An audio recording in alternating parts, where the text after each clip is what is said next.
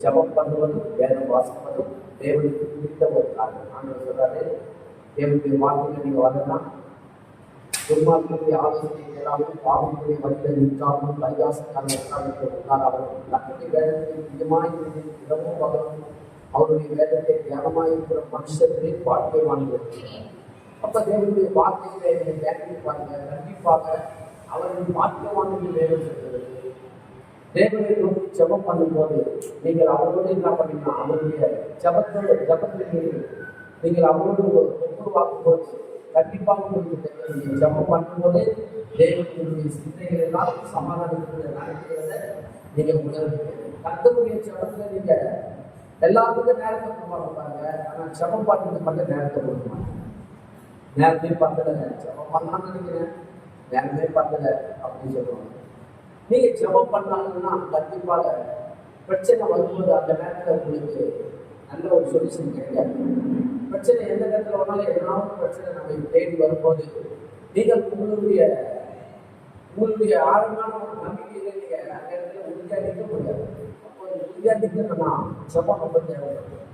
ஜபத்தில் நீங்கள் இப்போது நீங்கள் கருத்து இருக்கிறது சொன்னால் கண்டிப்பாக நான் உங்களுக்கு சொல்றேன், எப்படியாப்பட்ட பிரச்சனை வந்தாலும், எப்படியாப்பட்ட வெள்ளம் போல குடும்பங்கள் வந்தாலும் நீங்க கலங்கவே மாட்டீங்க, பயப்படவே மாட்டீங்க.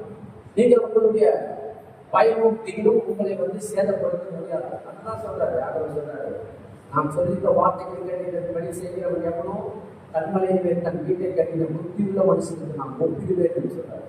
அப்ப எப்படி நம்ம அவர்களுடைய வார்த்தைகளை நடக்கணும் என்று சொன்னா, தேவன் வசனத்தை படித்து அதன் பிறகாக நாம் செபித்து நடக்கும்போது கர்த்தர் கண்டிப்பாக நம்மை உறுதிப்படுத்துகிறார். நம்மளுடைய உறுதி எங்கே இருக்குன்னு பார்த்தீங்கன்னா, நம்மளுடைய உறுதி நமக்கு நல்லா இருக்குது. கர்த்தர் நமக்கு அஸ்திவாரமாக இருக்கிறார், நாம் அவர் மேலே கட்டப்பட்ட கட்டடமாக இருக்கிறோம்.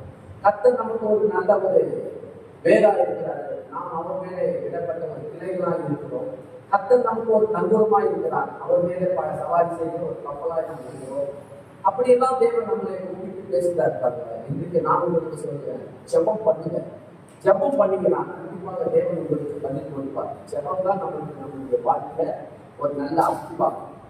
ஜெபம் பண்ணிதான் இன்னைக்கு அநேகம் பார்த்தீங்கன்னா பெரிய அற்புதங்கள் அதிசயமாக இன்னைக்கு உலகத்தில் ஆண்டவர் மூலமா நடக்குதுன்னா ஜெபம் மூலமா தான் நடக்குது. சாதாரணமாக எடுத்துக்கிட்டீங்கன்னா, அண்ணால இருக்கிற ஒரு பெண்மணி வேதத்தில் இருக்கிறாங்க. அந்த அண்ணால இருக்கிற பெண்மணி பல வருஷமான குழந்தை இல்லாத இருந்தாங்க. வேற ஒன்றும் பண்ணல, என்னமோ பண்ணியிருக்கிறாங்க, வைத்தியர்கள்லாம் போயிருக்கிறாங்க, ஏராளமான வைத்தியர்கள்லாம் போய் பார்த்துருப்பாங்க. அவங்களுக்கு புருஷனும் எவ்வளோ முயற்சி பண்ணினாங்க. அந்த அம்மா ஒரே ஒரு தீர்மானம் பண்ணாங்க.